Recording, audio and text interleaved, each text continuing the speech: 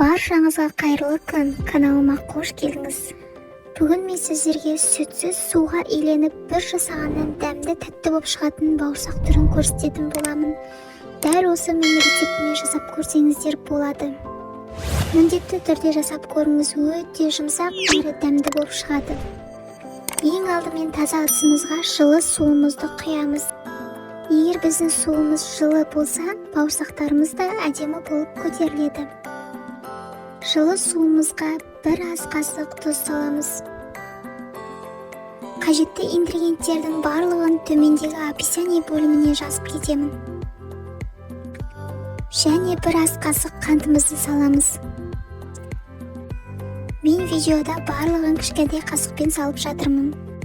Және де бір чай қасық ашытқымызды салып, барлығы ерігенше араластырамыз. 2 ас қасық сұйық май құямыз. Оны да жақсылап араластырамыз. Мен майонез қостым. Қалауларыңыз бойынша майонез қоссаңыздар болады. Майонез қамырымыздың жұмсақ болып көтерілуіне көмектеседі. Және електен өткен ұнымызды сала отырып қамыр илеп шығамыз. Қамырымыз өте қатты, өте жұмсақ болмауы керек.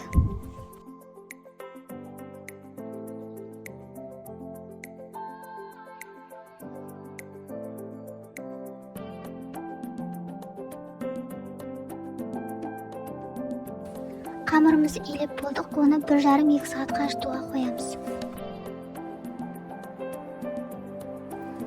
Ашыған қамырымызды тағы да бір қайтарып илейміз. Дайын болған қамырымыздың асты жабыспас үшін бауырсақтың астына ұн сеуіп кеп бауырсақтарымызды кесіп алатын боламыз.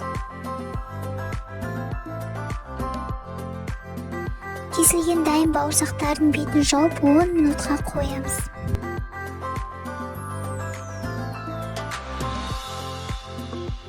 Мінекей менің бауырсақтарым өте әдемі, сап-сары болып пісіп шықты.